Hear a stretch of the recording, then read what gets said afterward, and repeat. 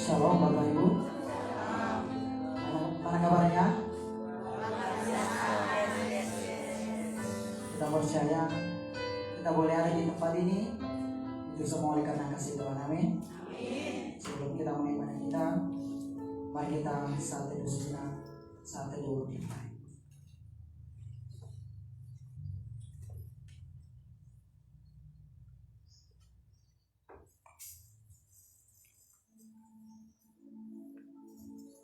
Saat teduh selesai, kita percaya kita diselamatkan oleh Tuhan.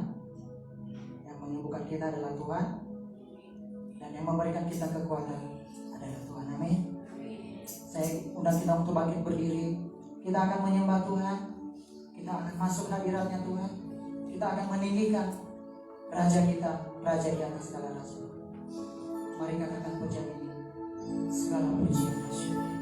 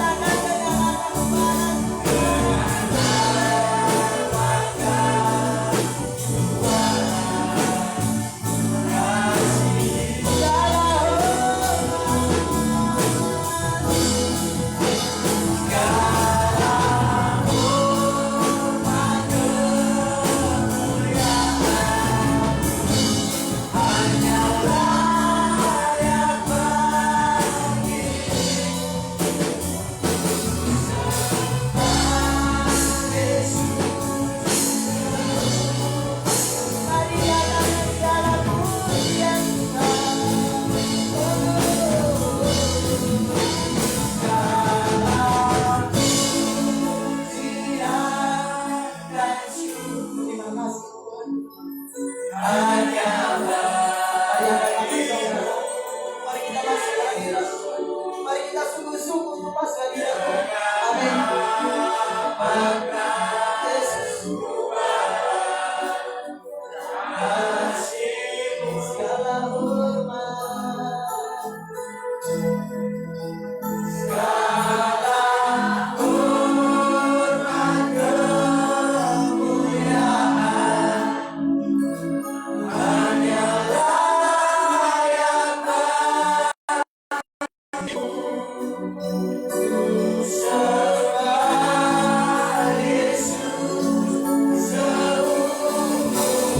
mari angkat tangan, segala pujian hanya bagi-Mu Tuhan.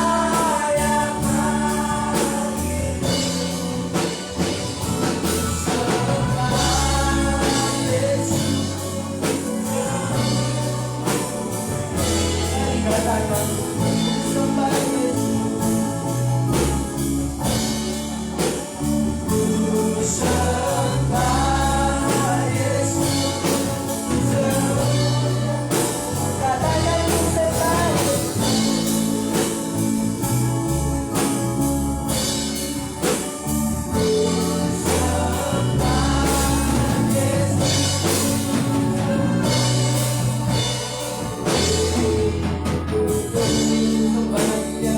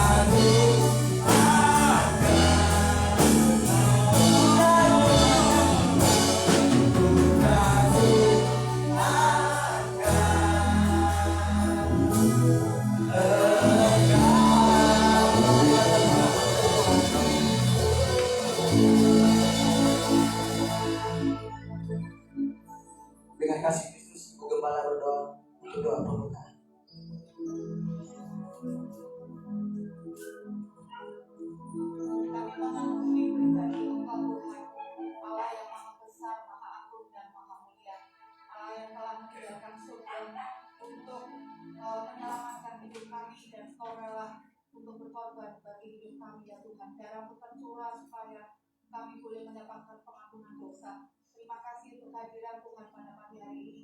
Bapak, kami mohon belas kasih Tuhan supaya sepanjang ibadah ini Tuhan yang akan beracara, sehingga tidak ada kuasa lain yang masuk dalam ruangan ini, hanya kuasa Tuhan yang menaungi kami. Mari kita akan habiskan bahwa pertolongan di dalam ibadah pada pagi hari ini datangnya dari pihak Allah yang telah menciptakan langit dan bumi dan yang tidak pernah meninggalkan perbuatan tangan kasih-Nya.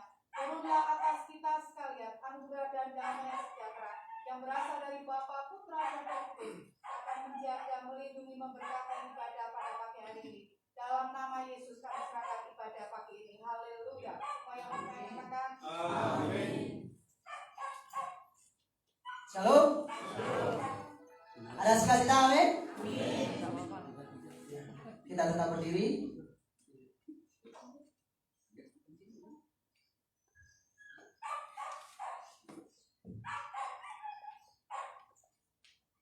Yang kami ucapkan selamat datang untuk Ibu Aileen dan juga Bapak.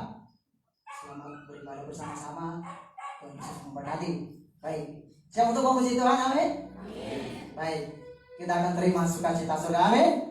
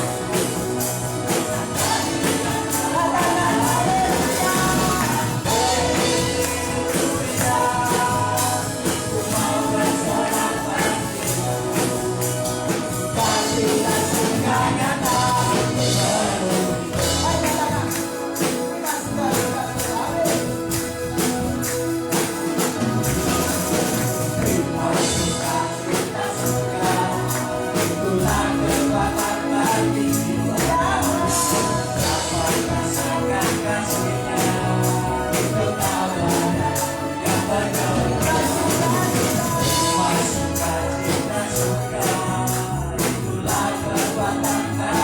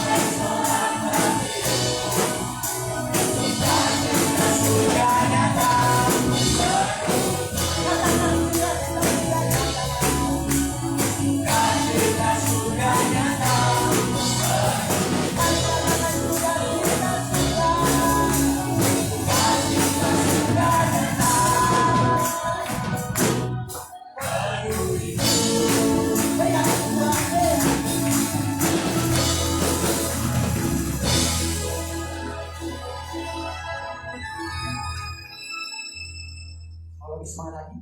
Amin. Saat ini saudara, pandemi ekonomi yang memburuk, amin. Tapi kita percaya kita tetap bersama dengan Tuhan, amin. Angkat pujian kita dengannya Tuhan. Amin.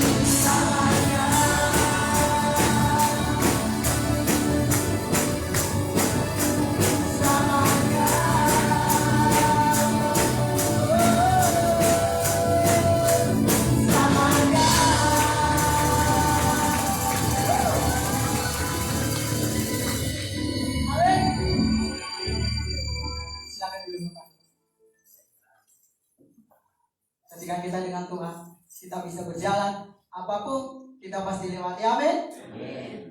Baik saudara, saatnya kita akan mendengarkan kesaksian bagi Bapak Ibu yang menyaksikan kasih Tuhan, diberi waktu. Silakan.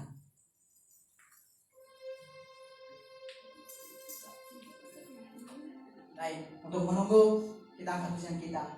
Hanya Kau Tuhan. Amin.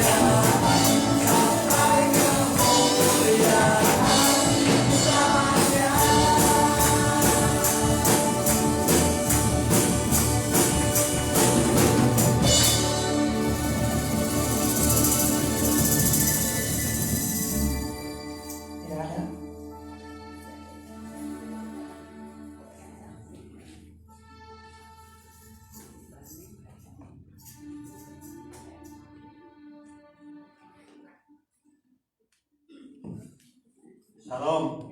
Saya hormati Bapak, Ibu, tamu yang datang kami hormati. Juga saya hormati Bapak Ibu semuanya yang hadir pada hari Minggu ini. Saya kalau nggak bersaksi juga merasa dosa sama Tuhan. Samari hari Jumat saya diuji Tuhan. Ini ya ujian saya ini melalui HP saya itu jatuh. Perasaan saya itu HP saya saya tempatin di meja bersama es susu. Ternyata HP itu saya baru jalan-jalan, saya lihat HP saya nggak ada di meja itu. Terus saya tanya sama keluarga saya, anak saya, tahu HP saya? Nggak tahu di mana. Saya tempatin di sini, tapi ternyata nggak ada. Anak saya marah-marah pada saya, disangka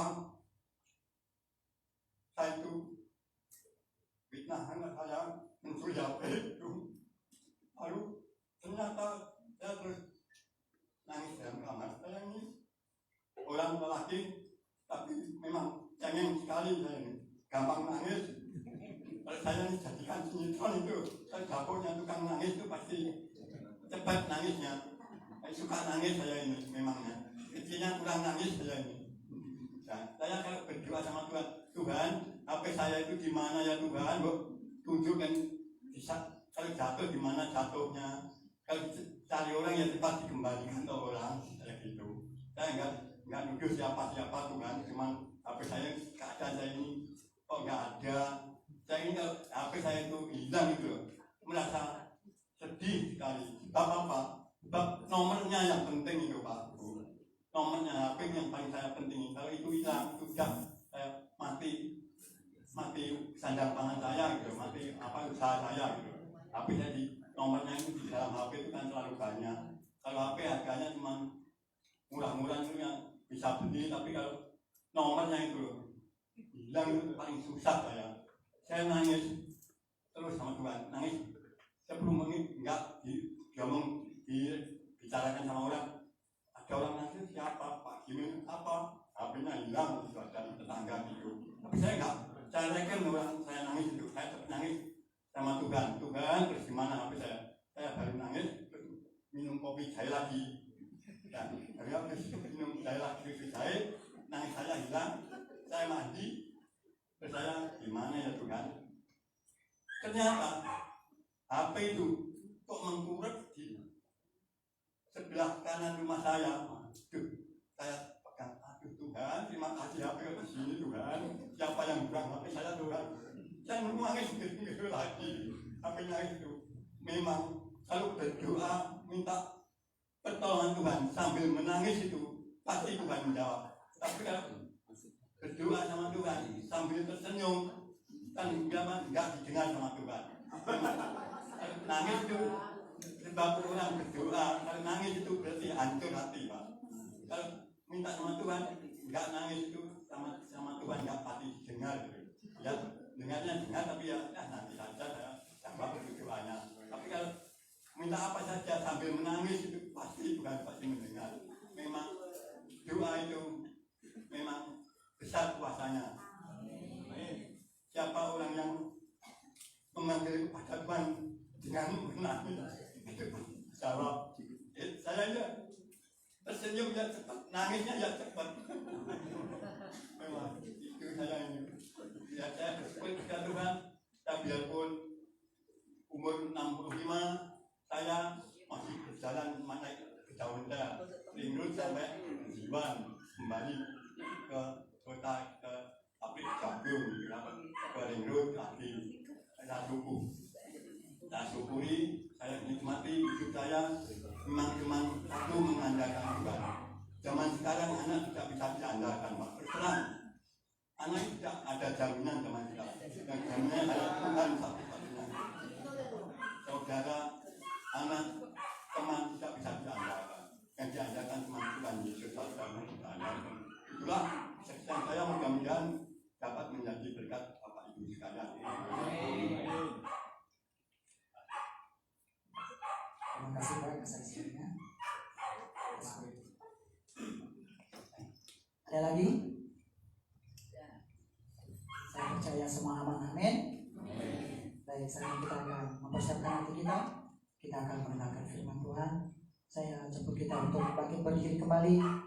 Kita akan mempersiapkan hati kita supaya setiap firman Tuhan yang akan disampaikan hari ini menjadi kekuatan dan menjadi rema dalam kehidupan kita. Kita akan berjanjikan Yesus kamu kebenaran.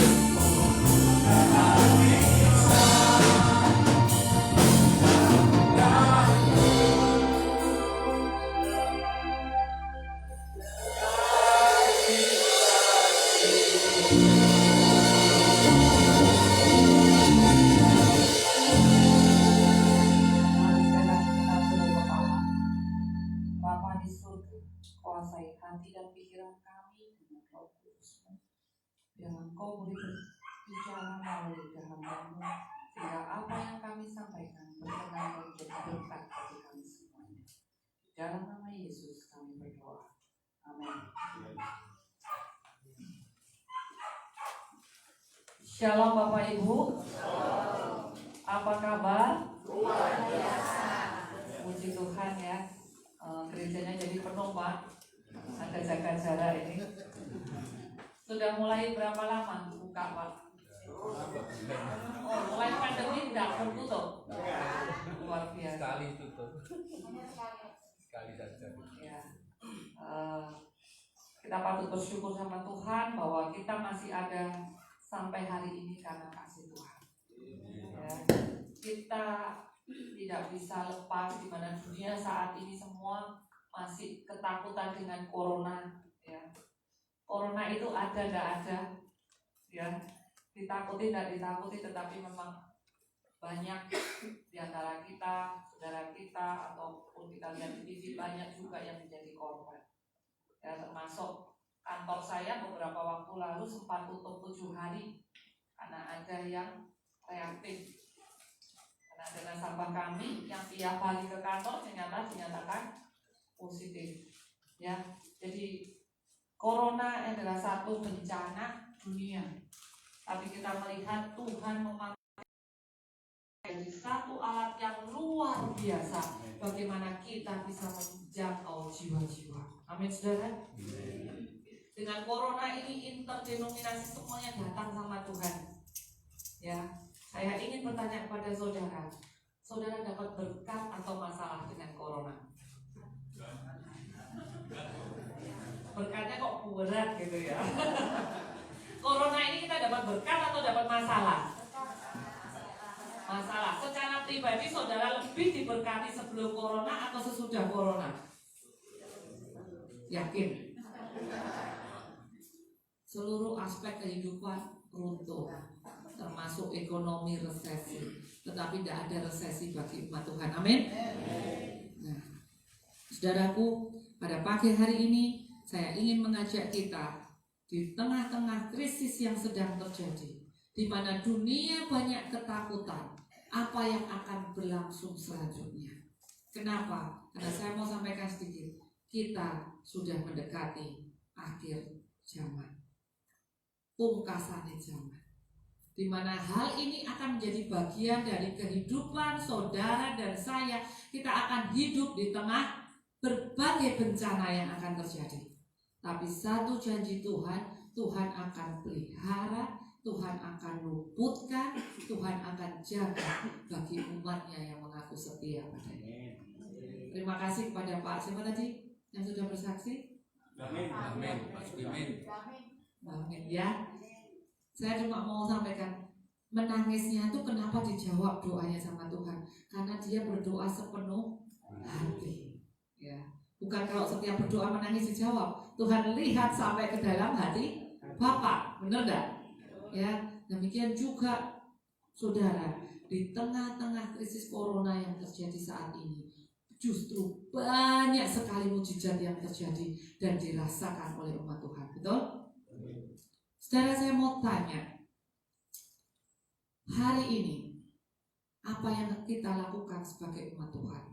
Hari ini mari kita periksa hati pikiran kita. Apakah saya dengan semua peristiwa ini, saya lebih dekat kepada Tuhan atau saya lebih mundur dari Tuhan? Dengan corona ini saudara lebih dekat atau lebih mundur dari Tuhan? Lebih dekat. Pertanyaan kedua, apakah dengan corona ini pekerjaan Tuhan lebih maju atau lebih mundur? Menurut saudara, pengabaran Injil Tuhan itu lebih maju atau lebih mundur? Kenapa? Apakah pelayanan perlawatan di sini tambah berlipat? Seminggu dari 1 kali menjadi seminggu 5 kali? Atau sebaliknya dengan corona? Saudara, satu hal yang kita perlu tahu, dengan corona ini dapat berkat. Kenapa? Karena banyak rumah-rumah Tuhan dipakai, rumah keluarga dipakai ibadah. Betul? Biasanya orang hanya beribadah di gereja, tapi karena corona mereka banyak yang online, membentuk kebaktian di rumah dengan Zoom, dengan Webex. Betul? Artinya Tuhan lebih bisa menjangkau jiwa-jiwa yang dulunya tidak pernah berdoa, sekarang berdoa. Takut mati ya Pak Pendeta ya. Ya, tapi satu hal yang pasti, semua yang terjadi ini adalah membuat iman kita justru lebih dekat kepada Tuhan. Kami secara khusus di rumah sehat, karena tidak ada orang yang datang kepada rumah sehat takut corona, kita lebih bisa menjangkau dari rumah ke rumah. Kita melayani umat-umat Tuhan dari rumah ke rumah yang menderita sakit, yang stroke, kanker, diabetes, dan pelayanannya itu jauh lebih bisa diterima. Terutama banyak untuk saudara-saudara kita yang dari denominasi lain. Jadi saya mau sampaikan di sini, luar biasa gereja di sini tidak terpengaruh corona, tetap berbakti di sini. Tapi mari kita sama-sama lihat bahwa inilah saat yang tepat buat saudara dan saya menyaksikan kasih Tuhan. Kalau khotbah saudara bisa diajak di debat, tetapi kesaksian bisa didebat enggak? Kenapa? Karena itu adalah pengalaman jiwa kita. Pagi hari ini dalam beberapa menit ke depan saya ingin membagikan bagaimana seharusnya umat Tuhan bekerja bagi Tuhan. Apakah itu hanya tugas para pendeta? Apakah tugas panatua? Ataukah tugas majelis? Ataukah tugas saudara dan saya? Saya mau tanya, apakah saudara merasa diri saudara berubah setelah kita terima Yesus? Siapa yang dari kecil lahir sudah terima Yesus? Ada enggak di gereja ini Pak? Saya lahir, saya sudah ikut Tuhan. Iya, orang tuanya sudah Kristen. Jadi dari lahir sudah diajari ngomong Tuhan Yesus. Masa cuma satu Pak di sini? Wah, banyak kan? Yang setengah jalan baru kenal Tuhan. Tuhan Yesus maksud saya. Yang dari agama Muslim, dari agama lain baru kenal Tuhan. Banyak ya. Berubah enggak kehidupan saudara dan saya setelah terima Tuhan? Apanya yang berubah?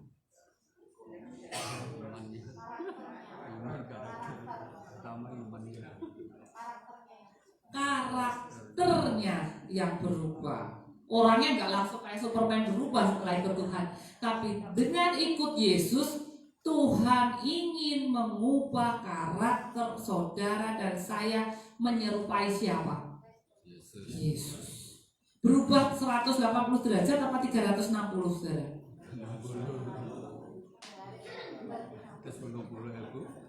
Pertanyaan saya ulang. Kalau kita ikut Tuhan, Tuhan ingin merubah karakter kita berubah 180 derajat atau 360? Kalau saya sekarang seperti ini berubah 360 derajat ya balik seperti ini. Tuhan mau kita berubah. Mari kita baca Alkitab kita.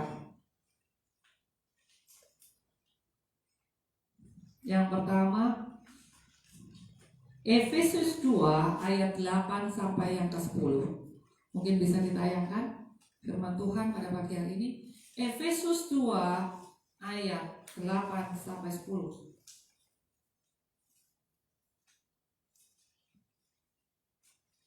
Ada yang bisa bacakan? Silakan. Efesus pasal 2 ayat 8 sampai 10 firman Tuhan. Sebab karena kasih karunia kamu diselamatkan oleh iman. Itu bukan hasil usahamu, tetapi pemberian Allah. Itu bukan hasil pekerjaanmu. Jangan ada orang yang memegahkan diri. Karena kita ini buatan Allah, diciptakan dalam Kristus Yesus untuk melakukan pekerjaan baik yang dipersiapkan Allah sebelumnya. Ia mau supaya kita hidup di dalamnya. Terima kasih. Bahwa kita ini sudah diselamatkan oleh Tuhan Yesus. Itu bukan usaha kita. Itu yang perlu saudara dan kita pahami, bahwa saat kita terima Yesus, saat kita diangkat oleh Yesus dari lumpur dosa, kita diselamatkan, itu sama sekali bukan usaha kita. Itu adalah apa saudara katakan di sini? Pemberian Allah. Sehingga apa? Tidak ada seorang pun yang boleh memegahkan diri. Saya tidak ada.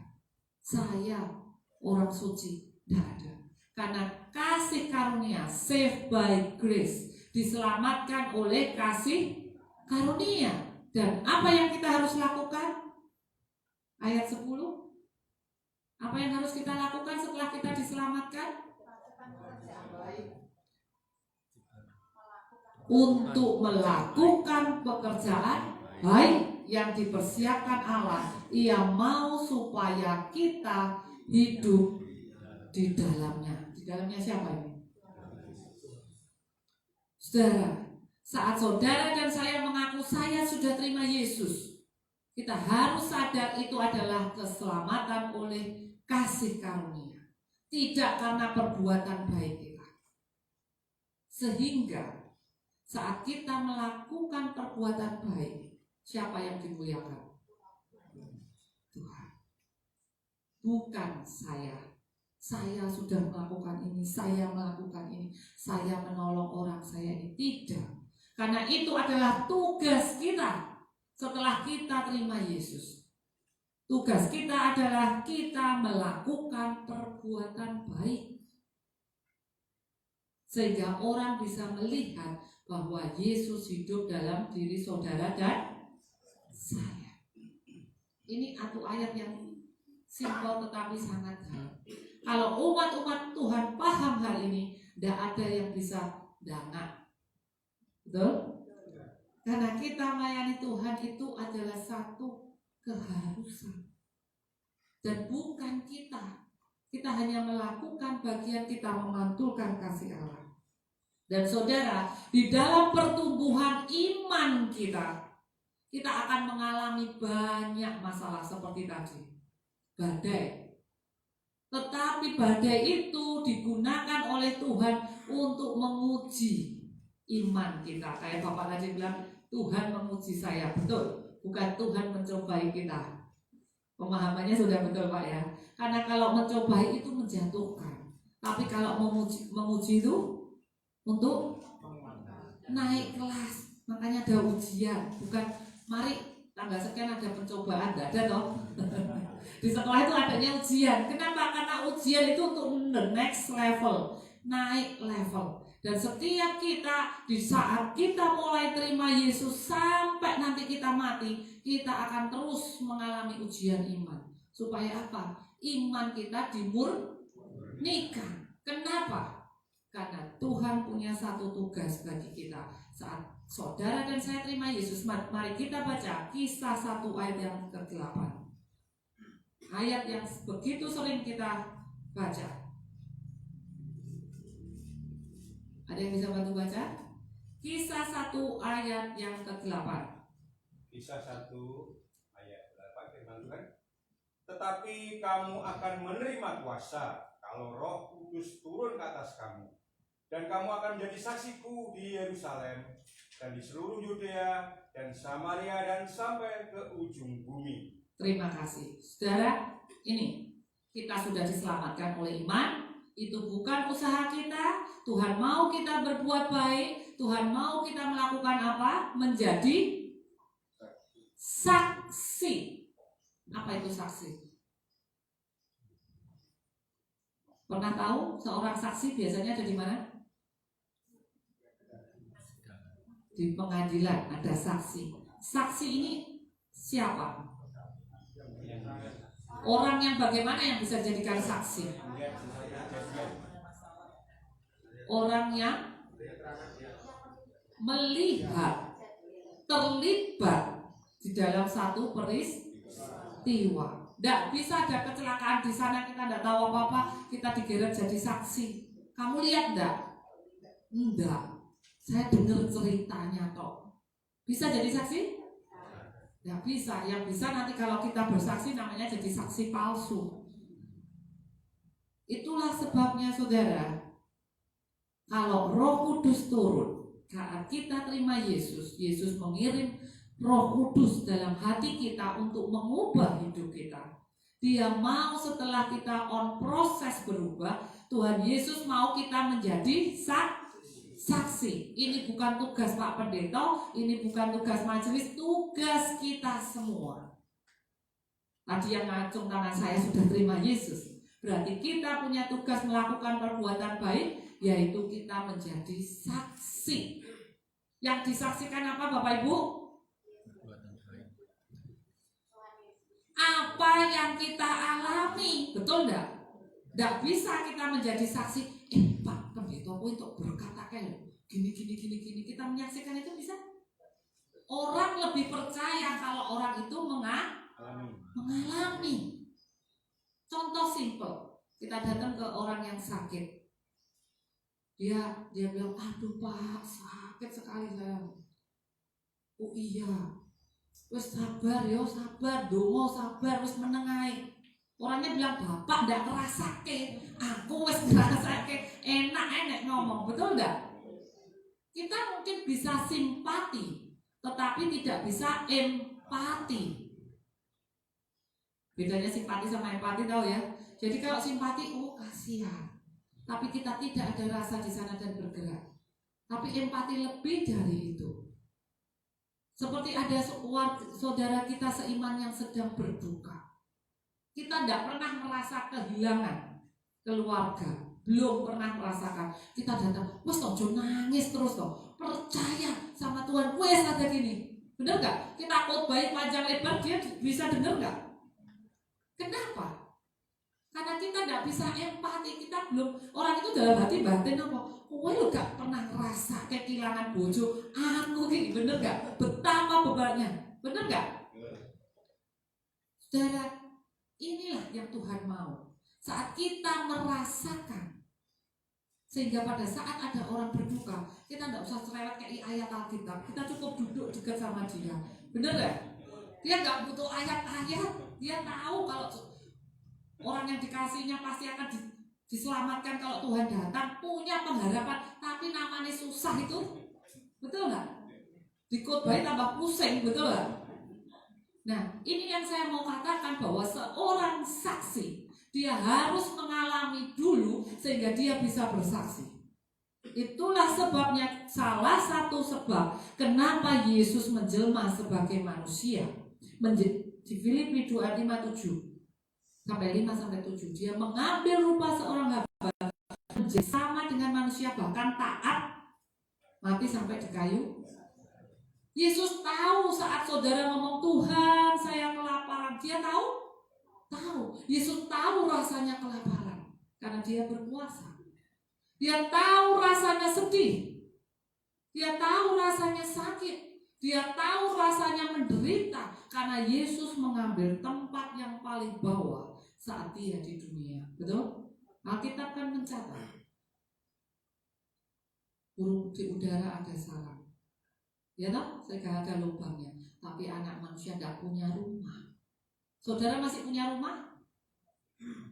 Meskipun kontrak punya toh? Iya kan? Saudara punya rumah, Tuhan Yesus tidak punya rumah. Saat saudara berteriak minta tolong sama Yesus, Yesus dengar enggak? Dia tahu enggak air mata kita? Tahu, karena dia merasakan. Oleh sebab itu saudara, kalau saudara ikut Tuhan, saudara akan punya banyak masalah, jangan stres.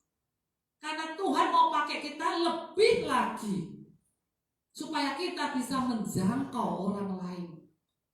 Paham maksud saya? Tuhan, aku ikut Tuhan, kenapa saya ada masalah keluarga seperti ini? Tuhan mau kita menang. Saat kita menang, kita bisa memulihkan orang lain. Ada yang dikasih sakit luar biasa, Tuhan mau kita menang, supaya saat saudara dipulihkan, saudara bisa menguatkan orang yang lain yang dalam keadaan sakit. Tuhan kasih porsi masing-masing buat kita. Tapi satu hal tidak bisa di-excuse. Apa di-excuse? tidak bisa dimaafkan, bahwa kita harus menjadi saksi. Di mana? Di mana tadi? Yerusalem, Yudea, Samaria sampai ke ujung bumi. Kalau bahasa Jawa saya paling suka seapa? Sekasur, sedapur, sesumur, selembur. Nggak usah jadi TKI atau TKW untuk bersaksi bagi Tuhan. Ya, di mana kita ada, di mana kita tinggal, jadilah saksi. Dengan cara apa? Ceritakan kasih Tuhan.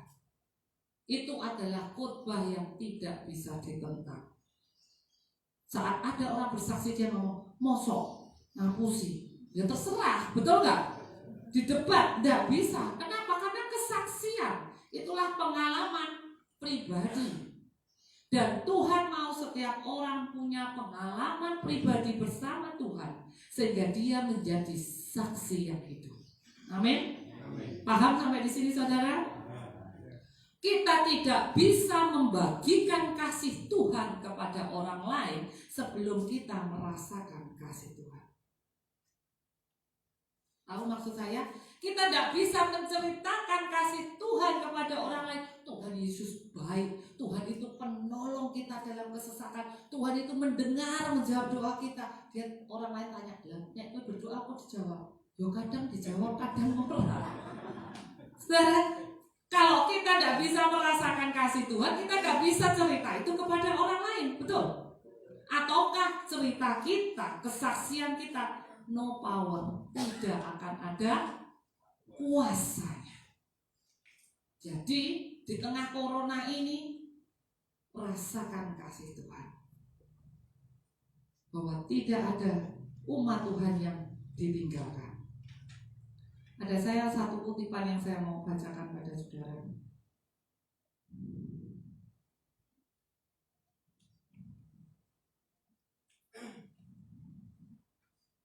Ketika saya melihat diri sendiri, saya tidak melihat kemungkinan untuk diselamatkan. Ketika saya melihat Yesus, saya tidak melihat ada kemungkinan tersesat. Seorang pengkhotbah katakan itu. Ketika saya melihat diri sendiri, saya tidak melihat kemungkinan untuk diselamatkan.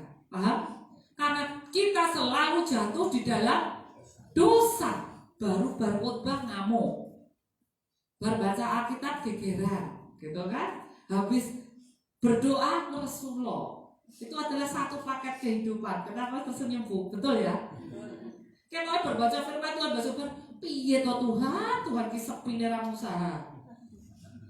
Piye to Tuhan, bener nggak? Di saat yang sama, saat kita mengandalkan diri, dikatakan apa? Saat saya melihat diri sendiri, saya tidak melihat kemungkinan diselamatkan. Tetapi ketika saya melihat Yesus, saya tidak melihat kemungkinan tersesat. Bahwa kita punya jaminan yang pasti.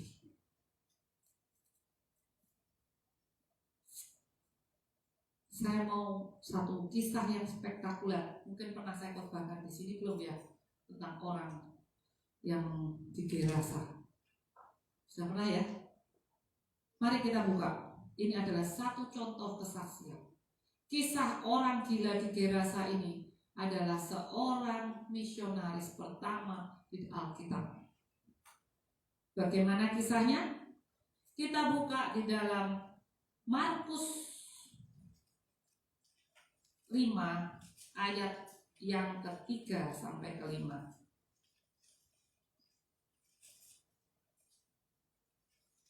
Silakan dibacakan.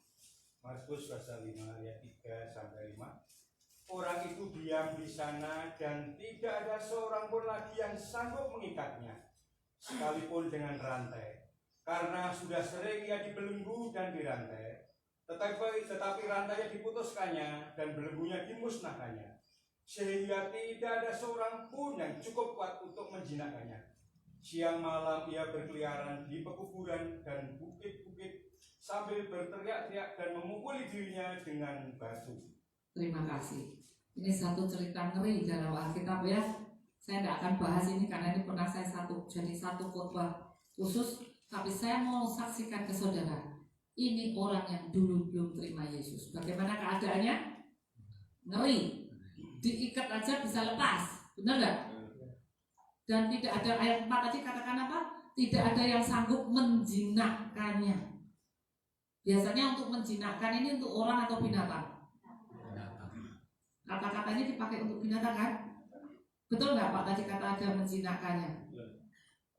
Dirantai gak mempan, rantainya bisa lepas, dibelenggu, dimusnah, dia berteriak-teriak, mukanya sudah nggak seperti orang, saya yakin, betul nggak? Dan tidak ada yang bisa menjinakkannya, saudara. Kata ini diambil, kenapa? Karena dia berkelakuan bukan orang, tetapi lebih kepada binatang. Kenapa? Karena dia penuh dengan legion itu tadi, penuh kerasukan, banyak setan. Tetapi saudara, orang ini yang tidak layak disebut lagi manusia, karena tidak punya akhlak sebagai manusia, dijamah oleh Tuhan. Ya kan? Tuhan membayar harga 2.000 babi untuk menyelamatkan satu jiwa yang sudah tidak disebut lagi orang, itu menganggap dia orang. Artinya orang itu dianggap tidak ada, tidak layak, tapi Tuhan datang menyelamatkan. Membayarnya dengan berapa? 2.000 ekor babi. Pernah hitung itu? Satu ekor babi rata-rata 150 kilo. Harga 1 kilo babi berapa? 100 kali 100 kilo babi kali 150, jadi satu babi harganya berapa? Loh, kalau kita mau hitung-hitungan matematika tolong. Jadi satu babi itu cuma 1,5 juta, yakin? Betul ya? Satu babi, saya baca di Google, rata-rata beratnya 150 kilo. 1 kilo harganya berapa? Nah, saya tidak pernah beli soalnya. 100.000 dikali 150 kilo berapa? 15 juta satu babi, kali 2.000 300 juta. 3 miliar atau 30 miliar? 30 miliar. Kenapa saya suka angka ini? Karena saya pernah cerita Naaman kan? Karena saya mau saudara tahu, Tuhan Yesus menghargai satu jiwa yang sudah tidak disebut lagi orang. Berapa saudara? 30 miliar. Apalagi saudara dan saya. Ada poin penting di sini yang saya mau sampaikan. Harga saudara itu mahal. Harga satu jiwa itu mahal. Jika ada kursi kosong dan saudara itu tidak datang, cari saudara, lawat saudara. Kenapa? Harga satu jiwa itu sangat mahal di hadapan Tuhan. Dan kita pun sudah ditebus oleh darah Yesus yang sangat mahal. Kita kembali ke sini. Orang yang sudah tidak dianggap orang ini dihargai 30 miliar ditebus oleh Tuhan. Apa yang terjadi pada dia? Markus 5 ayat 15. Nanti saudara baca sendiri kisah ini di rumah. Saya hanya ingin ambil poinnya pada pagi hari ini. Ini saya sampai jam berapa ya Bu ya? Ini kan corona. Dibatasi jam berapa ini saya? Jam berapa Pak Pendeta? Tutupnya, karena saya marketing ya saudara, jangan lupa. Jadi kalau tidak disuruh berhenti nanti tidak berhenti. Karena kerja dari jam 8 sampai jam 5 ngomong untuk duit. Coba dibaca. Markus 5 ayat 15. Mereka datang kepada Yesus dan melihat orang yang kerasukan itu duduk, sudah berpakaian dan sudah waras. Orang yang tadinya kerasukan legion itu, maka takutlah mereka. Lihat, orang yang tadi sudah tidak layak ditebus Yesus harga 30 miliar. Apa yang terjadi setelah dijamah oleh Tuhan? Orang yang kerasukan itu sudah duduk, sudah berpakaian, berarti sebelumnya gak karu-karuan, di mana mau berpakaian? Wong gila. Gilanya dan nemen ini kan, betul nggak? Sampai dirantai. Kalau gila sih, lokan aku yang di pinggir jalan tuh kadang masih pakai baju lengkap. Dan apa? Waras. Waras itu untuk apa? Otak kan? Jadi yang tadi berkelakuan binatang sampai butuh dijinakkan, sekarang otaknya sudah waras. Dia duduk di kaki Yesus. Seluruh orang di Gerasa tahu, di daerah Dekapolis tahu, loh ini kan wong edan kae. Yang kita coba bunuh ndak isa-isa, kita rantai ndak isa, ditaleni gak iso. Yang menjadi momok kayak monster di daerah itu. Tapi mereka lihat orang ini berubah berapa derajat, saudara? 180 derajat. Dia menjadi orang yang waras. Sehingga apa yang mereka lakukan? Orang banyak apa? Takut. Kok iso? Siapa ini? Dan saudara, satu kerinduan saat seorang dijamah oleh Yesus, ada Roh Kudus dalam hidupnya, maka dia akan memiliki kehidupan yang baru. Betul? Hidup baru diberikan, hati yang baru diberikan. Dari orang yang tidak mau dengar kata Yesus, tidak mau karena dia teriak-teriak. Betul kan? Jangan hakimin aku. Tapi dia duduk dekat kaki Yesus. Dia punya kerinduan yang begitu besar. Coba kita lihat. Pada waktu Yesus mau meninggalkan tempat itu, dia mau ikut saudara. Dia mau ikut Yesus. Kalau saudara baca di situ, kita baca ayat 19 dan 20.